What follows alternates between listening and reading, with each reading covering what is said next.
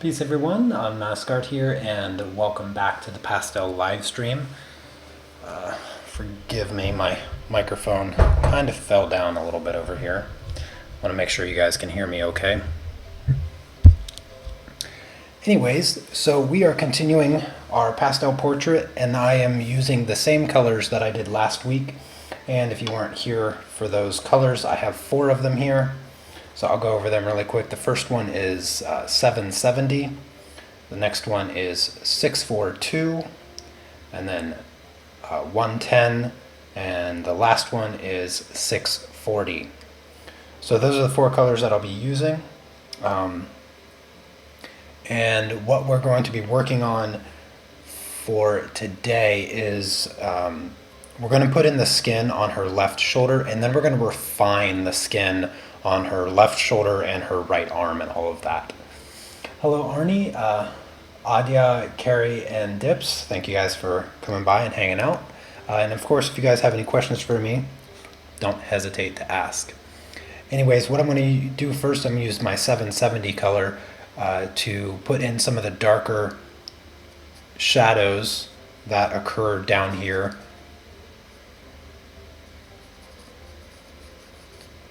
So there's just a few little shapes that I want to get in with this dark color to preserve the shadow. Oh, hey there, Chrissy and Sneaks, Sergio. Watching me make this come to life.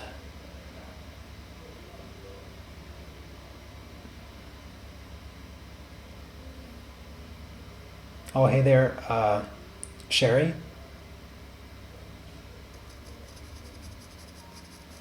Yes, I'm just going to apply some of this dark color down here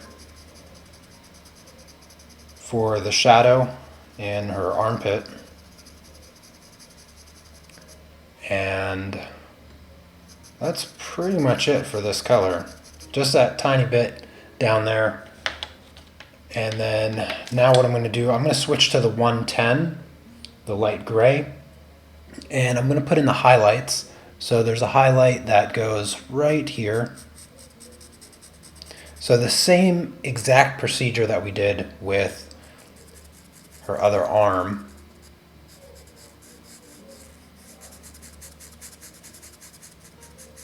So blocking in the highlights first. And then this highlight that runs down her shoulder here.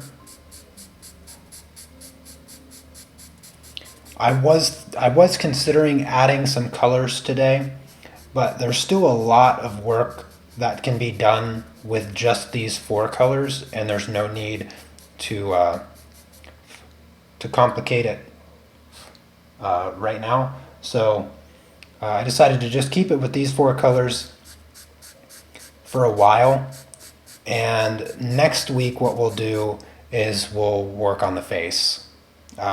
That's going to take a considerable amount of time, but I'm going to try to do it in one sitting. The chest, the neck, and the face is what I want to try to complete next week. And then once all the base layers for the skin is laid down, we can start talking about other colors and bring in some toning colors, because the skin has hints of red and hints of orange, yellow. So those will be like the colors that I search out for the toning stage of the skin.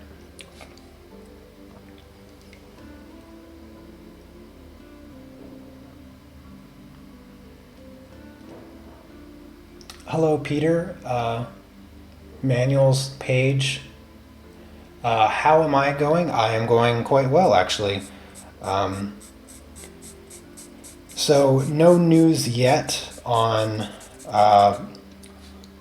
purchasing the flat. Still waiting for the owner to get back to us on whether or not she's going to accept our offer. I thought she was going to call us yesterday, but she did not. So I'm hoping that today she'll get a hold of us and give us some kind of feedback, some maybe even a counter offer of some kind, anything, any indication that might give us an answer. And I'll let you guys know as soon as I know. But aside from that, not a whole lot going on. Wife is doing well. She's still working from home, although things might be changing in the next couple weeks.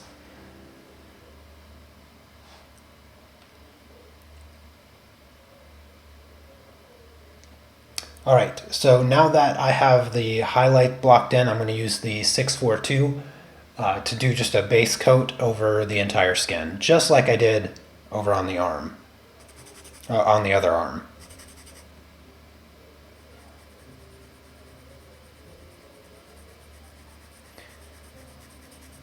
And I finally ordered art supplies for the first time in like 9 or 10 months. It's been a really long time since I had to order any supplies whatsoever. But I had to order more Carbothello pencils, and so hopefully I'll get those relatively soon. Hopefully next week at the latest. Because these are the only colors of these pencils that I have. I don't have any extra ones. I know I bought extra ones of these color ones in the past, of these specific colors that I'm using right now in the past, but I guess I used them all up and I didn't realize. And so I have to preserve these colors the best that I can, because I still have the face and the neck and the chest to do, which is just about the same surface area as the arm, which took a long time to cover. And it's still not completely covered. I still have to work on that. So hopefully I'll get them sooner than later. I'm looking very high-tech with my earbuds. Yeah, I decided to listen to some music while I'm working here. I have to listen to it really, really quietly, because then I can't tell if I'm yelling or not. And I don't want to strain my vocal cords because they're very sensitive.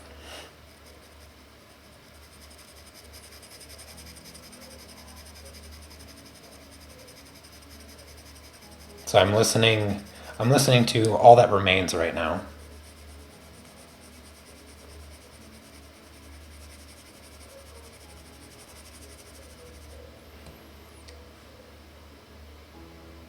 Yes, I'm very, very close to the 100,000 subs.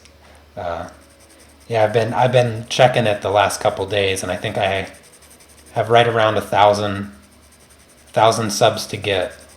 So I should be at 100K by the end of this month.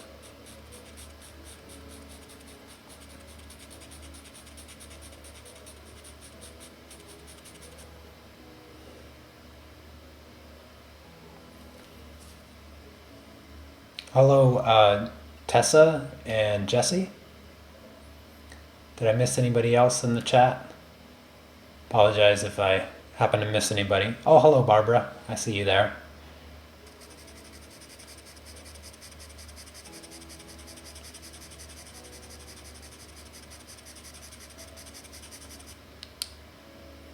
Yeah, I was.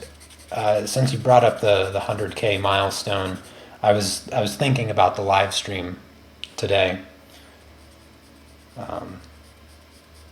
because what I'll be doing is just like a Q&A live stream, but what I'll be doing is going through the process of how I became a professional artist, and I'll take you all the way back to, when I started my YouTube channel. And I'll be answering whatever questions you guys have, professionally or personally. Stuff that I haven't really covered before. Because I know there's a number of you that, probably are interested in doing art professionally. And you don't have to go the route that I go, or that I went, I mean. And perhaps my insight on just being able to turn what was purely a hobby into something that I can make money from, and I make my living from.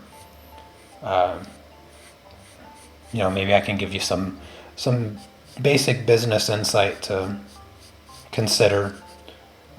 Maybe give you some motivation or inspiration for your own personal endeavors. Yeah, I tried audiobooks, Chrissy. I can't do audiobooks when I am drawing or painting because when I'm not a huge fan of audiobooks. I much prefer to have the book in hand and physically read them because anytime I do an audiobook, I have to focus 100% on the words that are being spoken because I don't have like a very good auditory like learning. Like I never really learn much from people telling me things. I have to kind of do it physically. Forget how to pronounce it. It's like kinesthetic or something like that. Some kinesthetic or something along those lines that you learn by physically doing. That and then visually. So visually and kinesthetic. Is, and so audiobooks, I struggle really hard to know what's happening in the story if I am doing anything other than 100% concentrating on the book. Because what I have to do when I listen to an audiobook, which I don't do very often, but when I do it, I have to actually picture like my hands holding the book in front of me, and I have to see the words. Like I have to like write the words across the back of my forehead. Like that's how I have to do audiobooks, which makes them a little less enjoyable than just being able to see the words on the page. Hello, Natasha. How do I decide what color palette to use looking at the reference photo? For example, for shadows, I turn the pick into black and white to see where the shadows are, but getting right colors. Yeah, so getting the right colors is a process of just examining the reference photo, analyzing it, and the tool that I like to use, and I usually recommend to any of my students, is any digital tool, paint tool like Photoshop. I use Photoshop personally, and all I do is I select different colors and isolate them. And being able to pull out and isolate any particular color is really helpful because you eliminate the optical illusions that otherwise occur.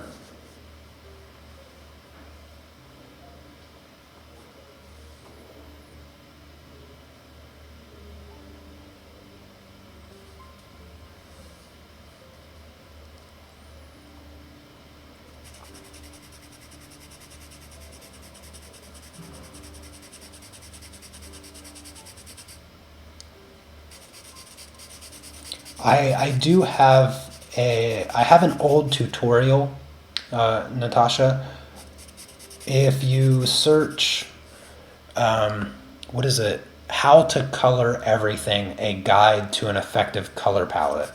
I have an old tutorial that I did several years back that utilizes a browser tool to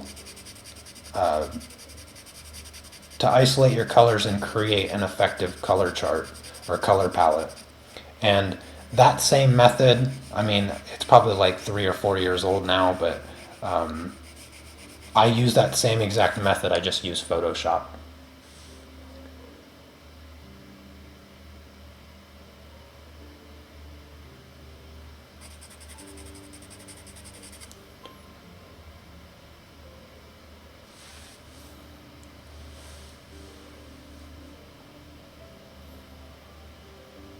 Hello, Marianne. Thank you, Paige. I'm trying to use like as little pressure right now on my paper because I need to cover the paper, but this is the last of this pencil that I have until the one that I just ordered comes in the mail. So I need to try to make it last as long as possible because I still have the face, neck, and chest to do, and that's going to require a lot of this pencil. This color here is essentially the entirety of the skin, and then just a a small selection of other colors, slightly changing it to make it the right tone. Oh, by the way, I don't know any of the color names for Carbothello. It's very weird. They're not listed on the pencil. Like usually, if you look at like any of the other colored pencils, not necessarily pastel pencils, but they will have a name and a number. And what's kind of frustrating is, so I order my supplies from Jackson's Art Supply, and they have the Carbothello pencils listed by color, and only by color, and you have to click on it to get the number, the reference number. And so I was trying to find this color, and if you guys remember, several weeks back ago, when we were still working on, I don't even remember the project. We were working on a colored pencil project, and we came across that unique caput mortem violet, which essentially translates from Latin to deadhead violet. Well, this is actually caput mortem light violet, which I thought was kind of funny, because I had no idea that was what this color was called. And this color, wait, no, I don't know if this one is. This one might be. I don't know. I don't remember. There's two caput mortem violets in the Carbothello set. One is the light one, and then there's just the normal standard one. I thought it was funny because I had no idea the name of this color. I use this color so much, I probably went through 4 or 5 pencils in the past 2 years.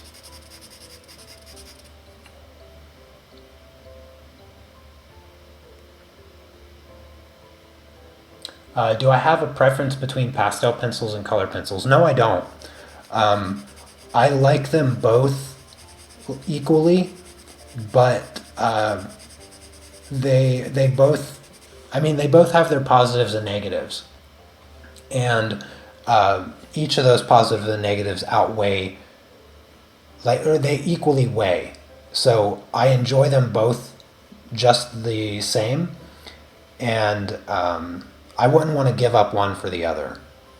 I think somebody has asked me a similar question if I had to give up colored pencils or pastel pencils or something like that, something along those lines. And the truth is, I wouldn't want to give up either one of them because they're both really fun mediums to use. I think what I like about the pastel pencils is they're very quick. I like that they're a fast medium. I love the soft texture. And when you work on pastel mat, like I always do, you have just a fantastic level of control with the pastel pencils. A control that I would argue is very difficult to get even in colored pencils. And I love the soft nature of pastel pencils and just the texture of pastels in general. And that's probably something that I don't like as much about colored pencils, is their kind of oily, greasy look. But at the same time, it still looks nice.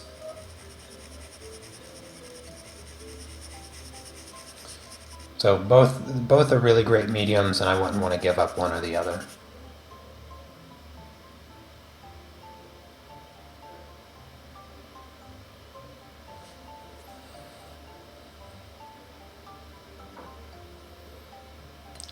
I agree, Chrissy. We do need to do another live stream together.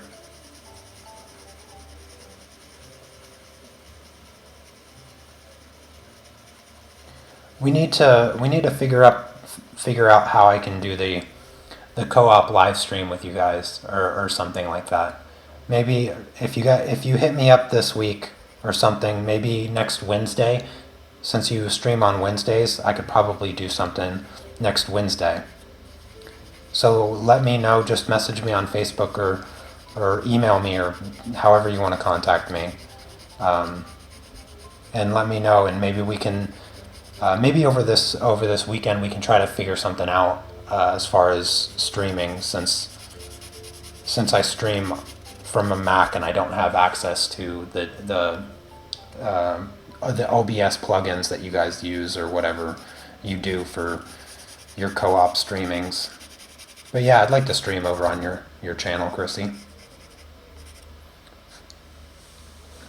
It's always a pleasure hanging out with you.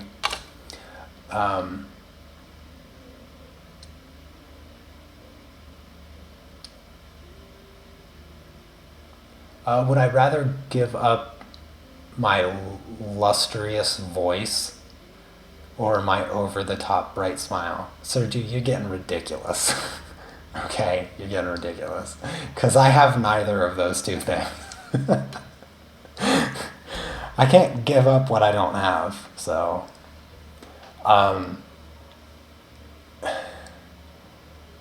my over-the-top bright smile. That is the goofiest thing I've ever heard in my life.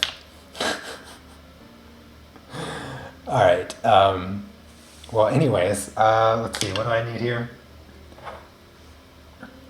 I don't think I'd want to change my voice. I'm too used to it. I'm too used to my voice. And I get far more compliments on my voice than how did you describe over the top bright smile? Yeah, I've never been described as an overly top bright smiler. So I'd rather keep my voice. I'll give up the smile any day.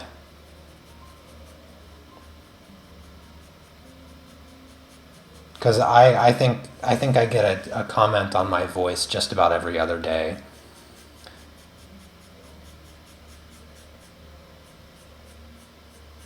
If I had a subscriber for every compliment on my voice, I'd have 200,000 subscribers by this point.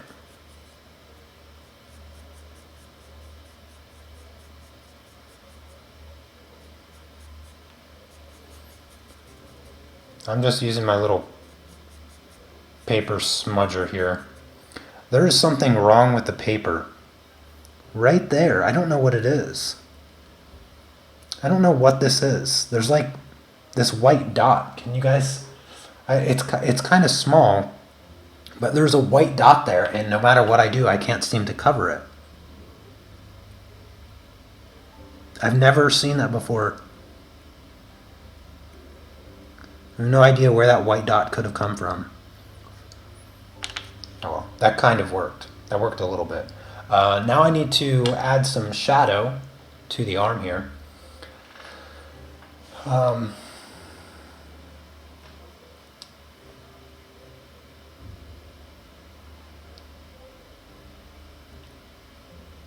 Do I use fixatives on pastels? No, I do not.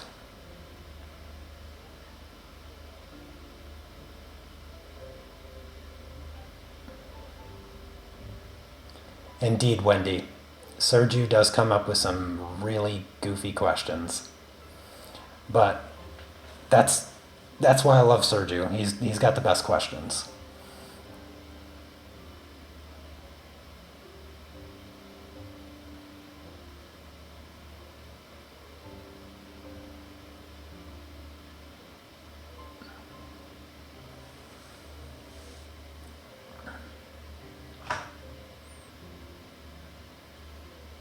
Yeah, I've never seen that white dot thing. Okay, so I'm using the 640 color, and I'm going to gently bring this color in to add some form to the arm, so where the arm gets a little bit darker.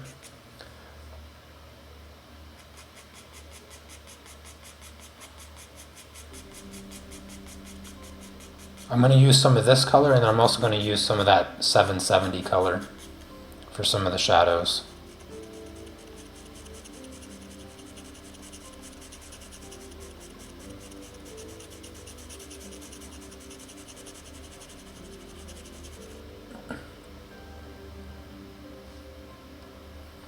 You miss the long hair? You know, sometimes I miss the long hair, but then I realize like how much. Then I remember how much of a pain it was to take care of. I should have just cut it off, kept it a secret, and then wore it as a wig during the live streams. Then I could have the best of both worlds. I could live with short hair and less neck pain and less headaches, and you guys wouldn't know. And then one day I forget to put it on when I start streaming, and then all of a sudden you guys are freaking out. That's what would happen.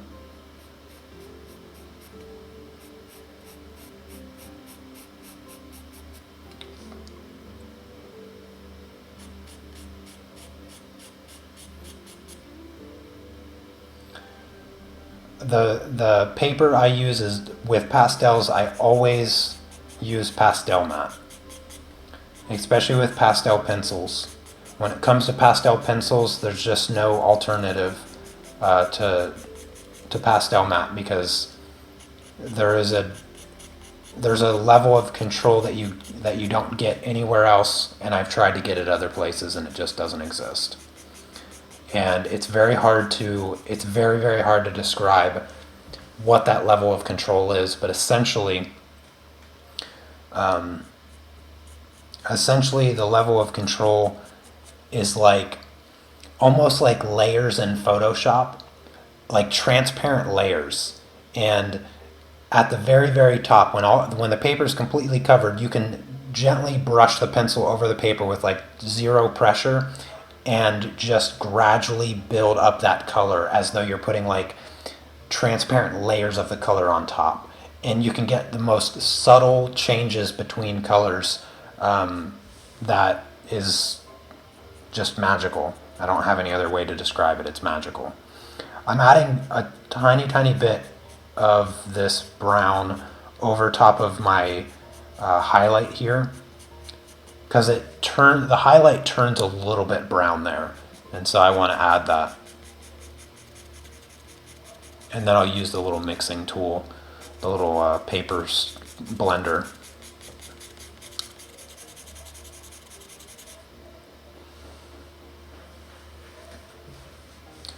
The pencil I'm using is 640. Yes, 640.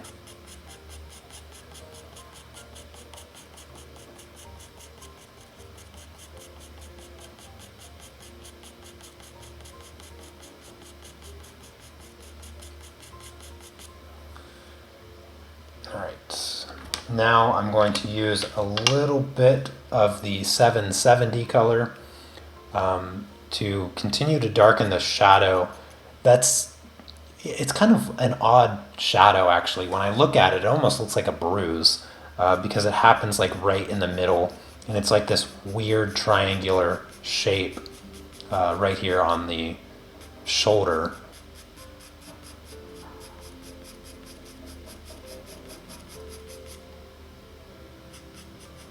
Is it raining again?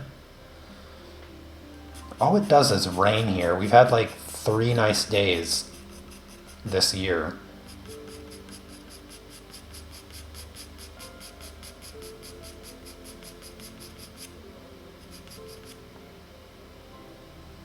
If you made a mistake and laid down the wrong color on the arm, now I have a big shadow up to the t-shirt. Well, what wrong color? What color did you use? I know it's really hard to describe in words, like the mistake that you actually made. But do your best. If it's a heavy layer and a darker color than what you need, it might be kind of hard. But what I would suggest doing is just switch to the right color as soon as possible and just start layering that, and hopefully you'll be able to bounce back from it.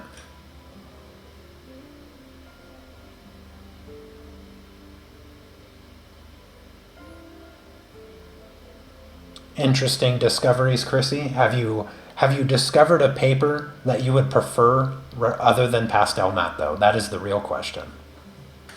And I mean, you've been doing the studies with just pan pastels. I wouldn't be able to just use pan pastels. I'd have to have pencils. I gotta use pencils. They're just too fun. So you use the 640 color? Oh, you use the 640 color? That's not too bad. That's not too bad. Just switch to the 642 and try to mask it the best that you can. Just remember, this arm here is not going to be the focal point of the picture. So if it's a little bit darker than other parts of the skin, it's not really going to show up at the end part of this project. So yeah, I wouldn't fret too much about it. Just switch to the right color and try to make those adjustments.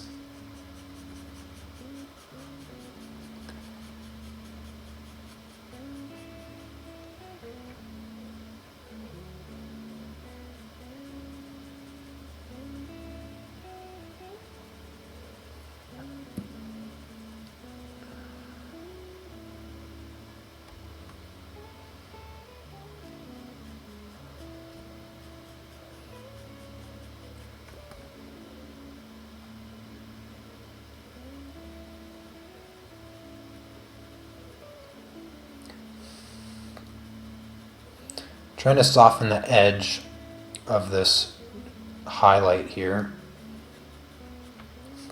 And I have to do the same thing over here. Kind of soften the edges. A little bit too rough. I also need to smooth out where I added some of the brown.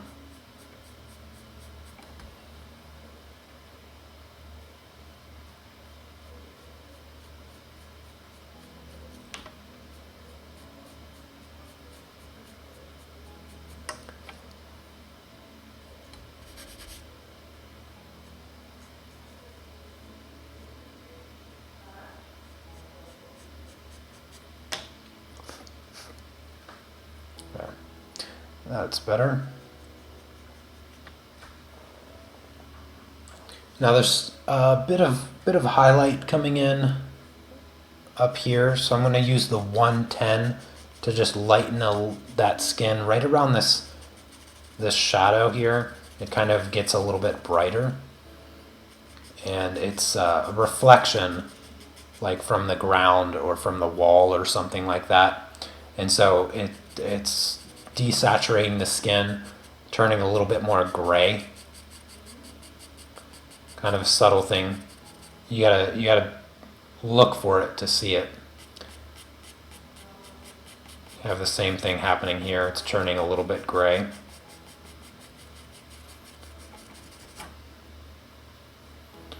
Now this part of the arm is brighter, but it's not necessarily brighter with gray. It's more of a yellow tone.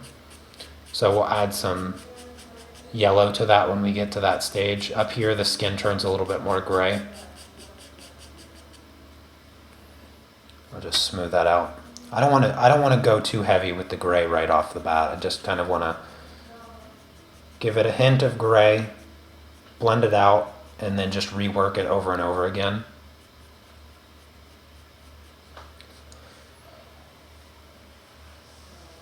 According to the 1947 edition of Pastel Painting Step by Step, the blending stumps are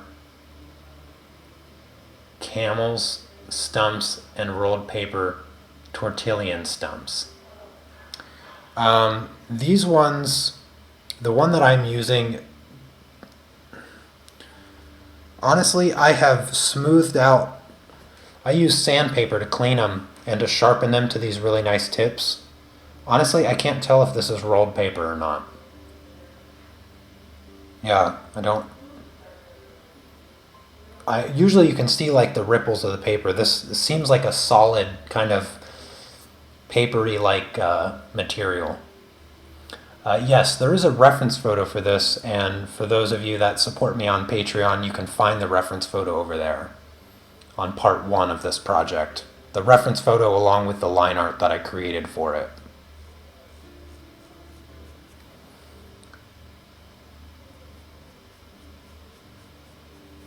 And speaking of Patreon, so for those of you that don't know yet, these weekly tutorials that I've been doing every Tuesday and Thursday, they have always been on Patreon, for those of you that sign up on Patreon. And because of the pandemic that's been going on, I open them up for everybody to watch, so that we can hang out and watch and be entertained, hopefully entertained. Since most of us were unable to go outside and those kind of things. Well, in many parts of the world, places are opening back up. So I don't know how much longer I will be having these live streams open to everybody. Eventually they will go back to Patreon only.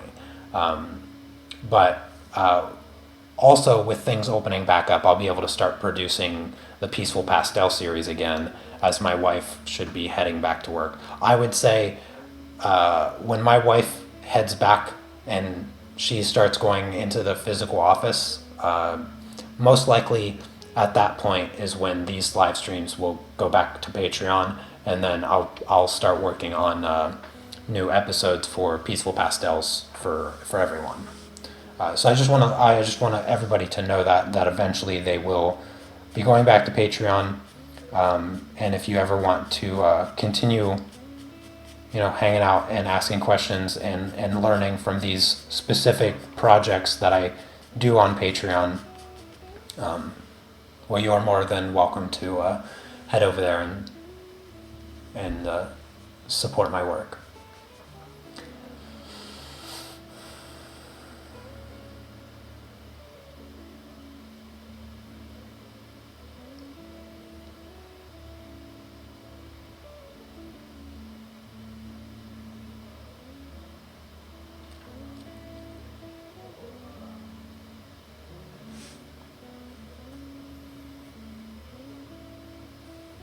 What does my wife do for work? It's hard to explain.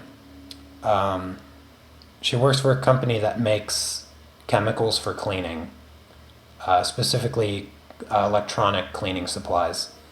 And she is essentially a customer sales rep for the company, because she's the only employee that speaks English. And so she communicates with all the non-Polish speaking customers for everywhere from like Spain, Germany, Italy, Czech Republic. So a lot of different countries that surround us. Anyways, I'm going to add a little bit more of the gray up here on the shoulder. This is again the 110 gray. Just brighten this little spot up here just a tiny bit more. And if you brighten it too much, that's fine. When you smooth it out with your blender, it's going to get darker anyway. So sometimes you have to apply the color a little bit more generously than what you want it to actually show up.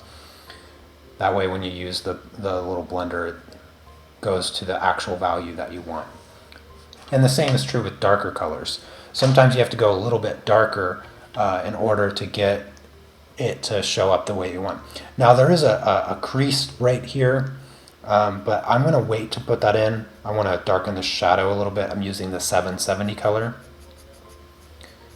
Since I blended it out, it kind of lightened up a little bit with all the lighter colors going over top of it. So you have to keep going back and forth with your colors in order to get the right values.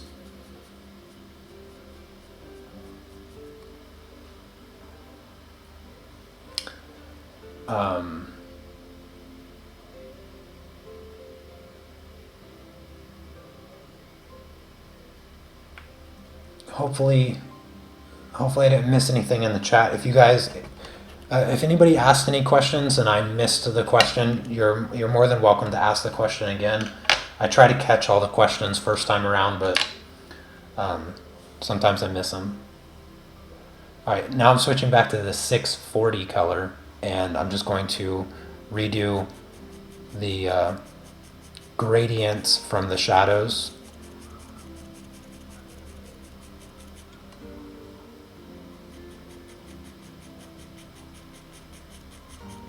Slowly build this color up.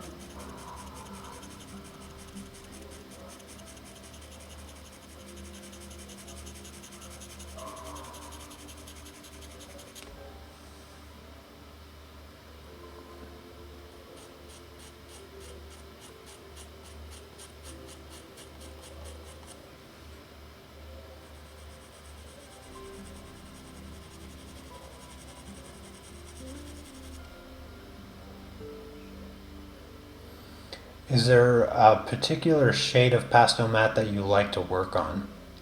No. Generally, I just work on white because I end up covering the paper 100% anyway. But there is that gray tone that I've worked on in the past, and I did like some portrait practice on it, and I really liked that tone. That was one that I really liked, and I think in the future I might try some different tones of paper. I just need to get them in this size because I like to work on this size, even if I don't cover the entire piece. I really like this size of pastel matte. This is the 30 by 40, by the way.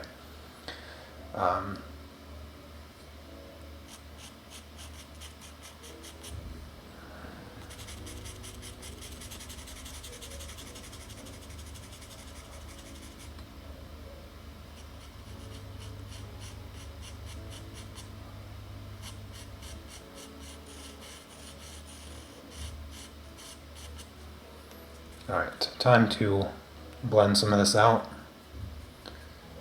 As you can see, I kind of applied it a little bit darker because I know as soon as I start smoothing it out, you can see that it's already getting lighter and lighter.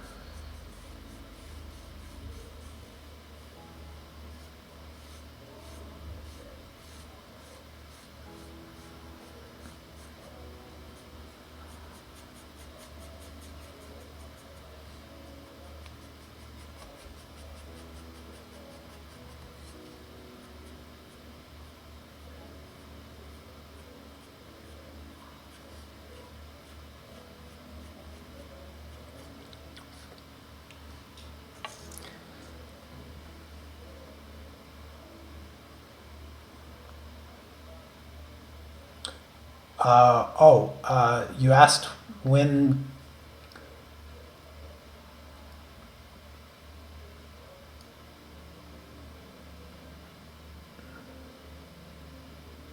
Wait, I'm trying to understand the question, Marianne. Is there some kind of transition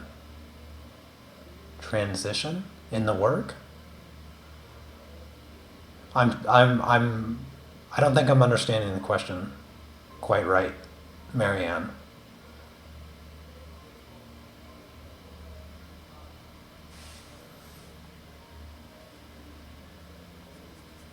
I maybe out of context, I'm missing something here.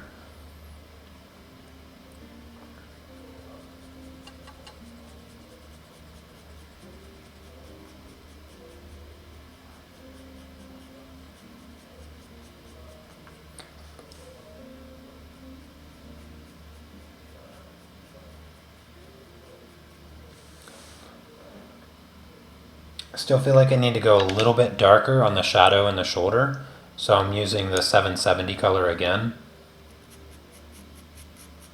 It's funny, despite this being a shadow, it actually brings the shoulder forward.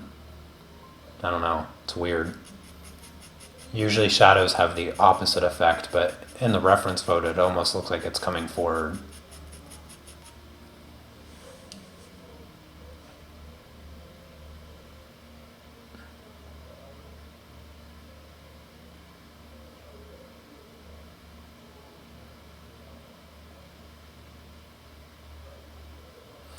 Oh, so the transition between highlights or colors or anything like that. How do you make the transitions look natural? So what makes the transitions look natural is having a seamless. I'm trying to not use the word transition. A seamless gradient from one color to the next. That's what makes those transitions look natural, and it's it takes practice to be able to create those transitions. But if you just spend the time to delicately make one color go into the next color, you can you'll make those transitions look more natural.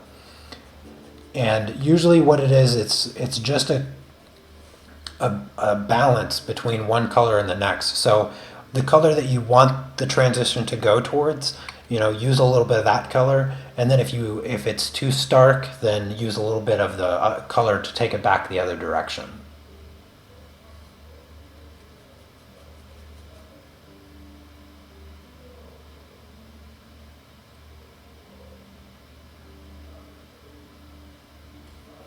Yeah, so so that the edges aren't harsh. It's just very gently kind of blurring the line. It's much more difficult with colored pencils, far easier with pastels, since you have the ability to just very gently blend them, unlike you do with colored pencils. Colored pencils take a little bit more effort to blend, so you're kind of required to work that transition with the pencils themselves. All right, so there's that one little detail of the crease right here. So I'm going to use the 770 to put in that crease. I'm going to try to make it as thin as possible.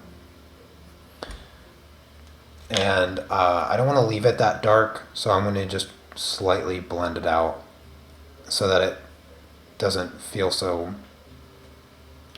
awkward. There.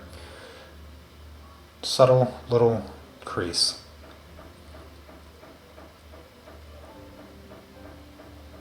All right, so now that that is filled in, I gotta move this. I need to sharpen this pencil, sadly. I'm really running low on it. So give me a second to sharpen this pencil.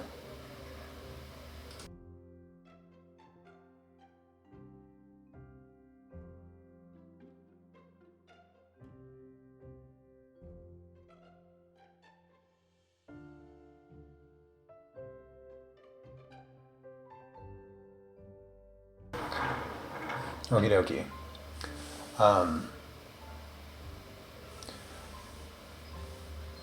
So never use baby oil with anything ever.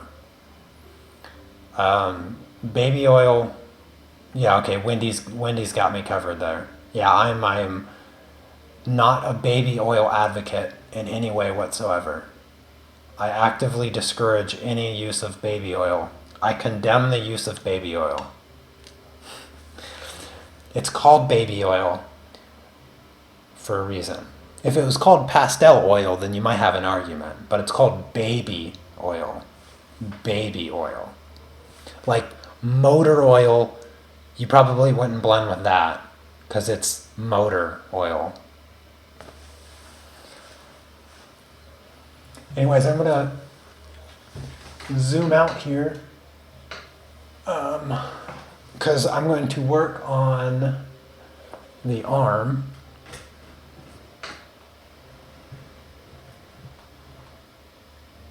There. I need to refine the arm a little bit, so I'm just going to spend some time kind of touching some things up.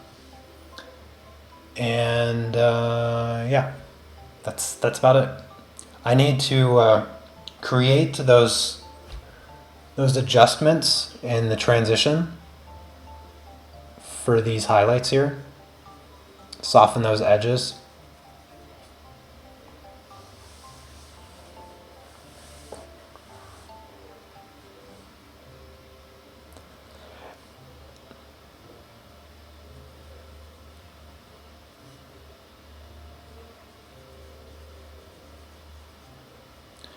Yeah, the baby oil thing, um, that became popular with colored pencils some years ago because uh, several several people uploaded videos on YouTube using baby oil to blend colored pencils, and those videos got millions and millions of views. And because that, people thought it was okay to use, and it's not. And so now I have to make sure that I don't let people fall into the baby oil crowd. I gotta prevent the baby oil from ruining artwork. I'm gonna be cleaning up those those artists' mess for the rest of my life, because the baby oil thing is not gonna ever go away.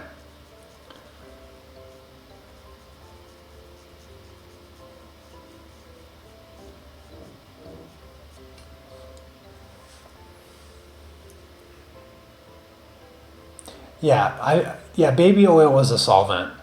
Yeah. Um, so it will dissolve the necessary components in the material to make it blend, but the issue is that it will turn your paper yellow. I don't know exactly what it will do to the pencils over time. It might, I mean, if you use it to blend something light, like light blue or white or something, that might turn yellow too. I'm not sure about it. Probably, I would imagine so. But it will turn your paper yellow. So it's not good for your paper. And if it's not good for your paper, then it can't be good in general. I'm using the 110 here now in the highlights. This highlight kind of wraps around towards the elbow a little bit, so I need to soften the edge here. How do I know what color to use on the skin? When I look at the reference, it looks lighter. Um, well, I'm looking at the reference now, and it's not lighter. Um, if anything, this part of the arm is darker on the reference photo, which I'm about to work on anyway. Um, there's two colors that are missing from the skin right now. I need like an orange red and then a yellow. But aside from that, the skin is almost exactly the way that it needs to be. And I had somebody ask me a little bit not too long ago how I pick my colors and how I create like my color charts or my color palette for my projects. And I have a tutorial on it called How to Color Everything, a guide to making an effective color chart, color palette. So you can search that on YouTube and you should find it. Just how to color everything. You could probably just type in how to color everything and my tutorial might be the first one to pop up. I don't know. Can't guarantee that. But if you put my name, Unmask Art, also in the search, you'll definitely find it.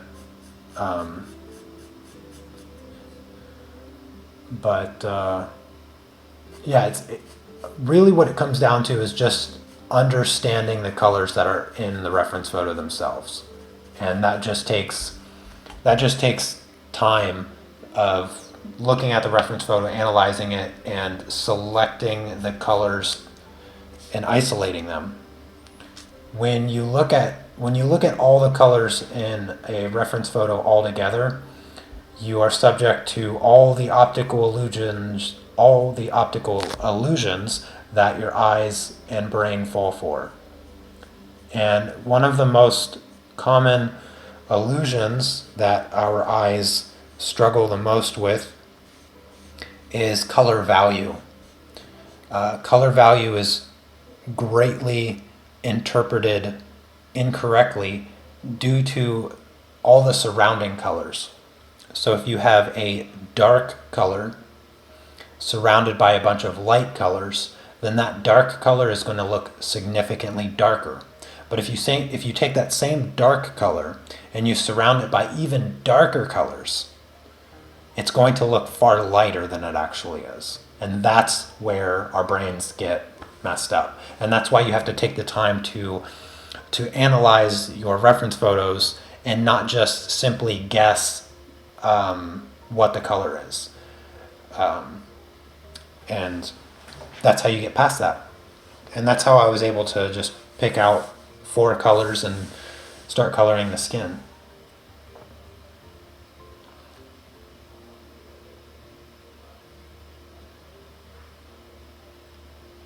Yes, you're right, Sergio. Faber-Castell did print that you can use baby oil in their leaflet. That is true.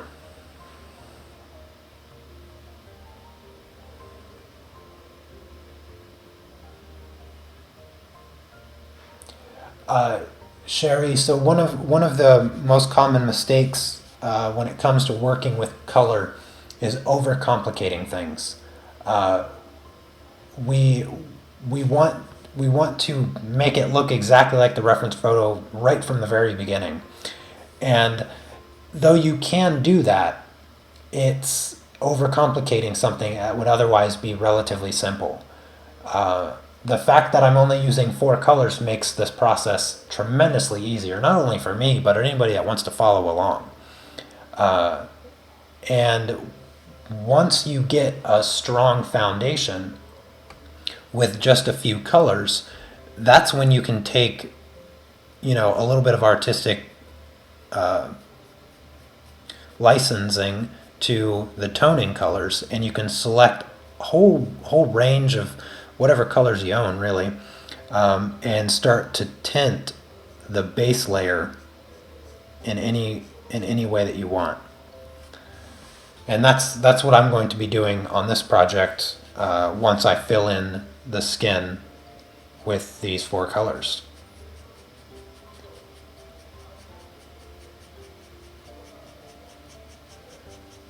Just doing a little bit of smoothing here. Let's see. Yeah, I'm going to use the 770.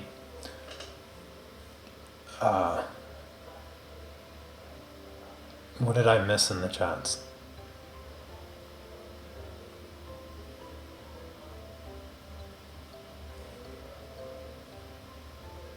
Oh, hey there, Gina. Good to see you.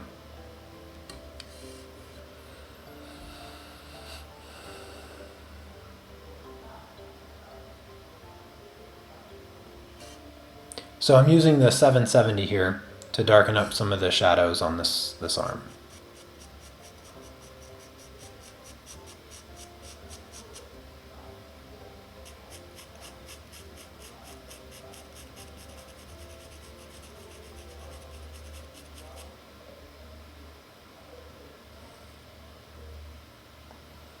How can one stay motivated?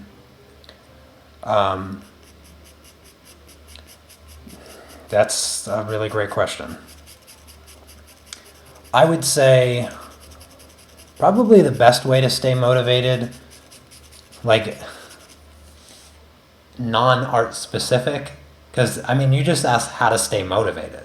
Like, do you mean how to stay motivated to keep drawing, to keep painting, to keep jogging in the morning, to keep, I don't know, like motivated to do anything in general? On a general level, I would say motivation is probably based around the reward that you're getting from whatever you're doing. So if you set up a reward system for yourself, you're going to be more inclined to do what it is that you want to do. So for instance, let's just take art for example, since that's probably what your question is centered around anyway. Why are you motivated to create art? Like, what is the benefit that you get from it? For me, I like to draw and paint and create things because it's relaxing to me. I don't have to. There's no stress in it for me. It's something that I do meditatively, and it's relaxing, and so I benefit just from the act of doing it. Now, maybe that's not the case for some people, and I understand that art can also be stressful and tiring, and the actions might not be as rewarding immediately as they are for me. So in those cases, just think about what the benefit is for you. What do you get from what you're doing, and find the reward for whatever it is you're doing, and focus on what that reward is. Let's say you have a very let's say you have a very ego-driven reward for doing art, that you like to impress people with your work. You like the compliments that you get, because I mean, when you do good work, it's very easy to get compliments from people. You just show them your work, and you you surprise them with your ability, and they'll give you praises. The reality with art is you don't even have to be that good to impress people. You just have to be better than most people. Get in that 60, 70 percentile. That's like a D or a C. That's not even, it's not hard to get to. So I would say if that's your reward, which I don't think is it's probably not the best reward to seek out, but if that is what you want, then focus on the fundamentals and just get better than a majority of people, and that reward will come quite quickly. Do things right. That's another way to progress. I don't know. I'd have to know what your motivation is to give you a real solid answer on staying motivated, because motivation is totally subjective. There's no secret to it. I don't wake up in the morning and take my motivational vitamins. I just I simply, it's just enjoyable to create for me, and that's the reward, which is why I continue to do it. Now, the other reward I get for doing what I do is meeting all of you lovely people. I mean, that's why I stream, because of you guys. I wouldn't stream otherwise. It'd be boring as can be, and it'd be kind of weird if there was nobody there to talk to, since I'd just be sitting here talking to myself. But I love teaching. I love teaching. It's my favorite thing to do, other than creating. I get to create and I get to teach it. Like, that is the two best combinations for me to stay motivated. Some things I'm not totally fond on teaching. I mean, there's some basic things that I'm not too keen on, but when it comes to stuff like this, because I have to balance, there's a really, really difficult thing for me to balance, and that's creating work that I like and then teaching. Because if I create stuff that I'm not fond of, the teaching part, I still struggle with the teaching part as far as being motivated to do it. Yeah, I wish I could patent some motivational vitamins. Honestly, if you want some motivational vitamins, just vitamin D.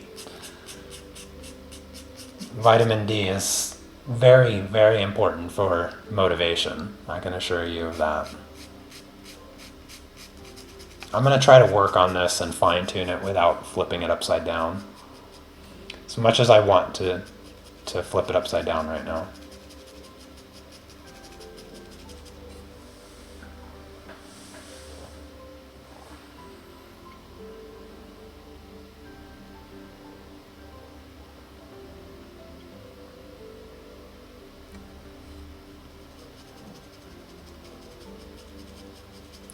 I don't know if I can totally agree with that sentiment, Kathy.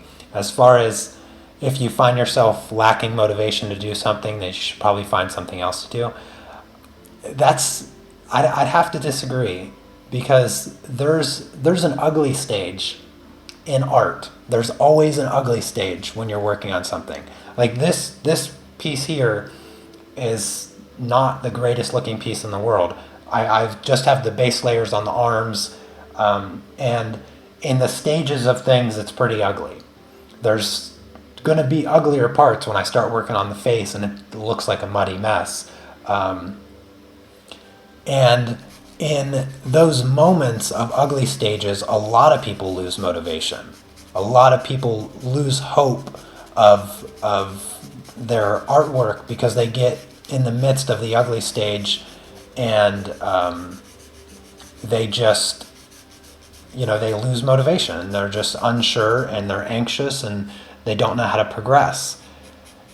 And the last bit of advice that I would ever give them is in those moments, well, maybe you don't like art, you should go off doing something else. So I get what you're saying. And I think in the grander scheme of things, if you're not into something, you should probably not force yourself to do it because you'll probably just end up being unhappy, which is, most of the workforce, as a ton of people, work at jobs they can't take, and people they don't like.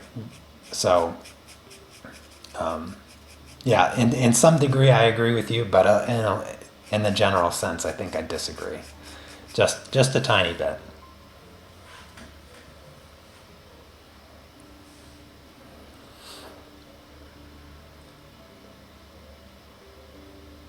Absolutely, Karen.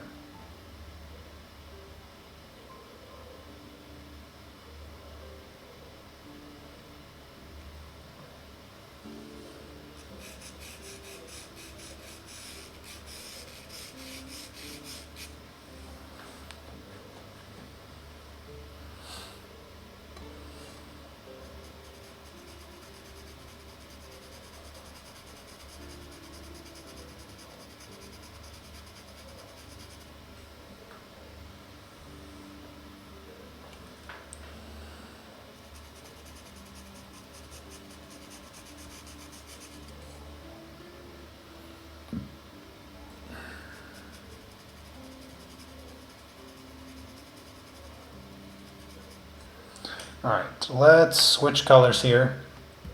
I'm almost done for today. I'm going to switch over to the 640 color, but first I'm going to steal my pencil extender from that pencil there.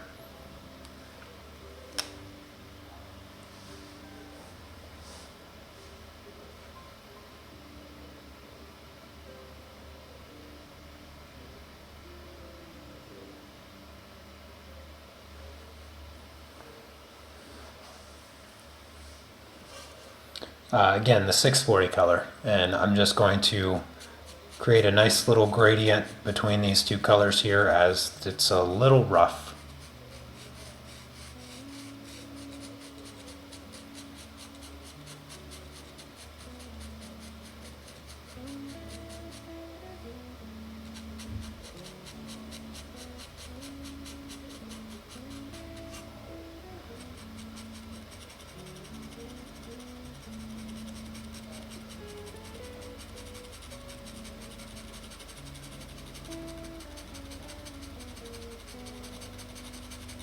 And you'll notice that I'm holding the pencil like really, really far back, and the reason I do that is because when you hold the pencil all the way back here, applying a lot of pressure is essentially impossible.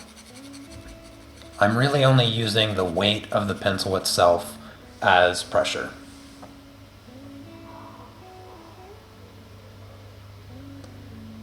I'm only 100 subs away? That can't be right. I swear, I just looked at it yesterday. Are you sure? I gotta go look now.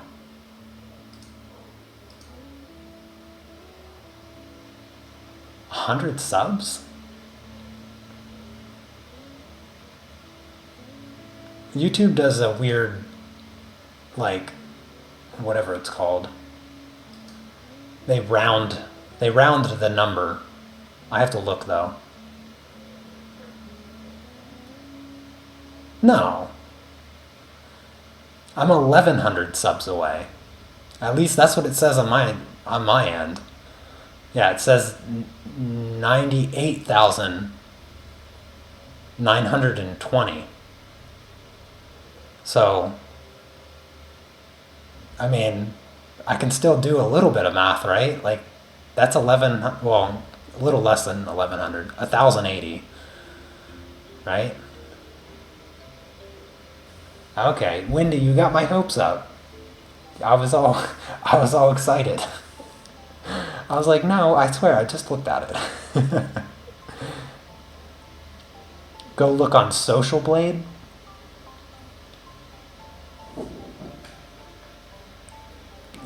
Yeah, getting a little overexcited. That's all right. You're forgiven. Yeah, it'll be soon though. It will be soon.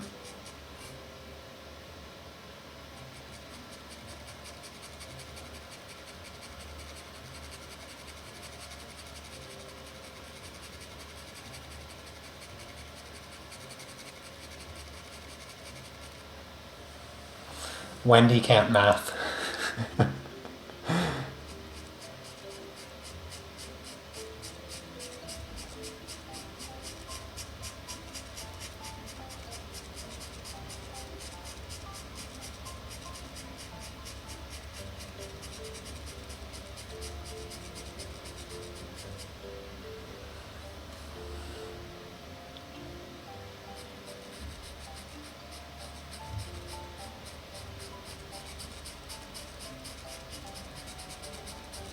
Yeah, so I usually average about 100 a day.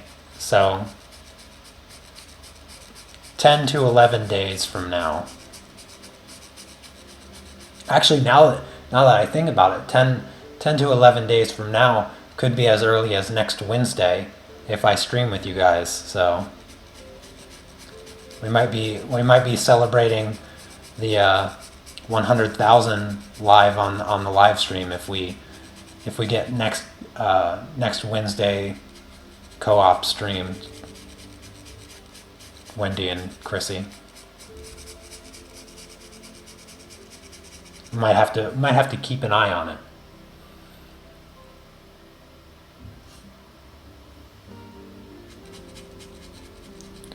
Oh no, I don't have a preference at all. I don't even know if I'll work on anything. I'll probably just hang out and chat and goof off.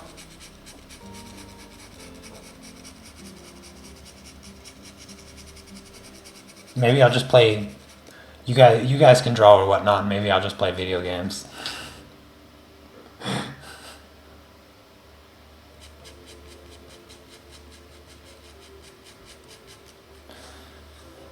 There we go. That arm looks much more three-dimensional now.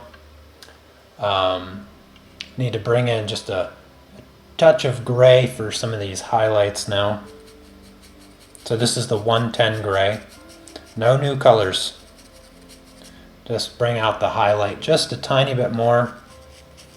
I'm going to exaggerate it a little bit, and then I'm going to actually use the 642 over top of it.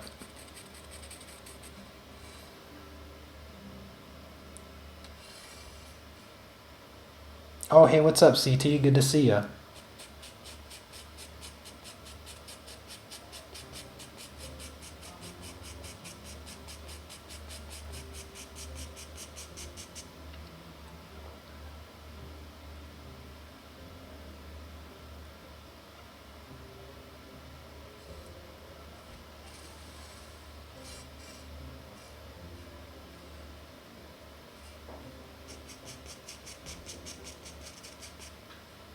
So I'm just exaggerating this highlight because I know I'm going to cover it with the darker color.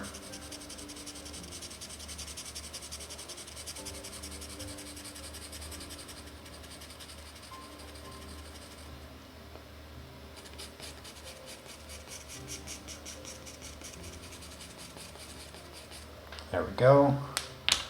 Let's grab the pencil extender here. I don't know where I got this pencil extender. This one that has like this marbly paint job on it. But this one works really, really well for the Carbothellos, as opposed to the really cheap ones I got off Amazon. This one holds the pencil really, really tight.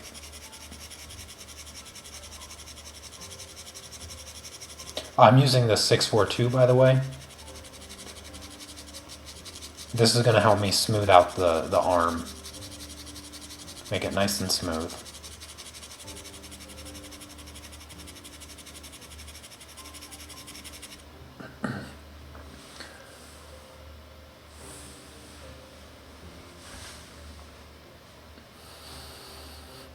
Of course, Chrissy, you're the good cop. We all know Wendy's the bad cop. Wendy, I don't even know if she could play the good cop. How do pastel pencils compare to colored pencils? They do not. The only thing similar to pastel pencils and colored pencils are that they have pencil in the name and that they are in the shape of a pencil. Other than that, I don't think there is a comparison to be made. They don't blend the same. The techniques are different. You can't even sharpen them really the same because pastel pencils can be a little tricky to sharpen. You can use colored pencils on the same paper that you use pastel pencils, but not the other way around.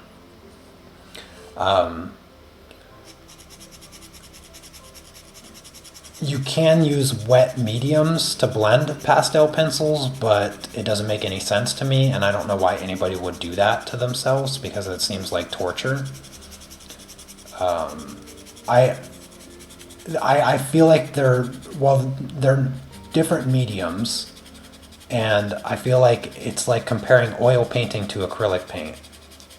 And those two things should never be compared because acrylic paint is nowhere near in the realm of oil paint. At least nobody will convince me of that. Have I tried streaming on Twitch? Yes, I stream on Twitch. I just streamed not too long ago, actually. But I don't do art stuff on Twitch. I have a Twitch channel. I play chess most of the time, although I haven't been playing much chess lately. And my last live stream, I was playing Diablo. But yeah, I do stream on Twitch.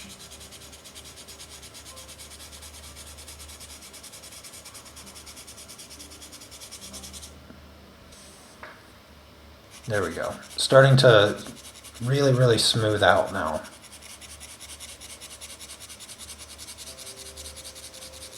Pencils themselves are really great for blending. When you use a really light touch, they're the best tools for blending. They blend themselves the best.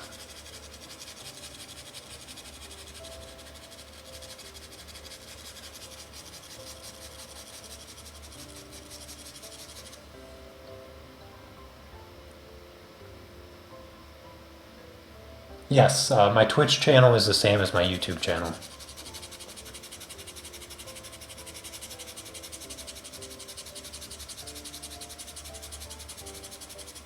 I did start playing chess again the last couple days, so I'll probably be streaming on Twitch this week or over the weekend. I just do it for fun over on Twitch randomly. I don't have a schedule or anything, so you just gotta follow me and look out for the email when I go live because I just do it randomly.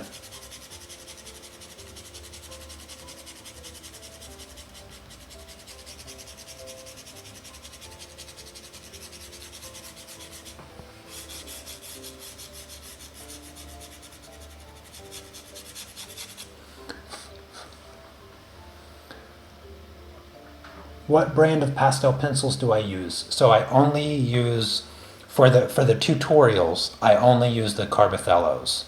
That way, the reason I use them is because they're really great pencils. and they're very affordable. And I want the tutorials to be as accessible as possible to everybody. So I never use them. I never use a different set of pencils, and I never used pencils from a different set because I don't want people to feel like they have to go out and buy every set and every pastel pencil in the world just to follow the tutorial. So the full set of Carbothellos will run you somewhere around $60 to $70, depending on when and where you buy them. And they'll last you a really, really long time. You can buy them individually as well. So if you start running out of one color, you can always order that one single color, which is really great. And yeah, everybody that I have recommended the pencils to and have went out and bought them and tried them, I've never heard anything bad about them. The one thing that you'll get with pastel pencils in general, though, is that they will break a lot depending on how you sharpen them. And I get asked all the time, how do I sharpen my pastel pencils? Because I know my pencils are enviously sharp. And I use my Jacquard electric sharpener for that. Electric pencil sharpeners, I don't know a comparison. Just about every electric pencil sharpener is probably going to be about the same. I can't imagine there's a lot of different engineering of the blades in electric pencil sharpeners, because in my mind, it's probably not so much about the brand of electric pencil sharpener. It's probably just the fact that with electric pencil sharpeners, you have the blade that is spinning at such a high RPM that the risk of breaking is smaller, because at a higher RPM as that blade spins, you're going to have less torque against the friction on the pencil. So you can't spin a hand crank sharpener as fast as the electric one, especially not as consistently. So you have, when you are hand cranking with a pastel pencil, there's some grab there. Every time you spin the handle, there's a little bit of grab. And that's where the breaking is going to come. Same thing with blades. Blades are not going to work. You're not going to be able to twist these against a blade. It's just going to constantly break. So just about any electric pencil sharpener, I imagine, don't quote me on it, but I imagine would probably work okay. Anyways, I did the refinement that I want. The only thing I need to do is add the toning colors. I'm not going to do that yet. What I'm going to do is call it a day for now, actually. And then next week we're going to start on, we're going to try to finish the rest of the skin base layer. So I want to get the eyes put in, and the nose and the face and the neck and the chest area. I want to get that done next week, so that the following week I can bring in the toning colors and we can polish off the skin and just make it come to life, because right now it's a little flat as far as colors go, since I've only used 4 up to this point. But I think that with just 4 colors, it looks pretty good. Not too bad. So that's the plan for next week. And then also this Thursday, we're going to finish up the colored pencil tutorial. So that project will be finished this Thursday. And then next week for the colored pencil tutorial, we're going to start a new project. And I already have the reference for it based on suggestions. So anyways, is she laying down? Yes, she is indeed laying down. All right, I don't see any other questions right now. So that is going to be it for today. Thank you guys so much for coming by and hanging out. I appreciate it. Hope you enjoyed the stream, and I'll see you on Thursday. So enjoy the rest of your Tuesday.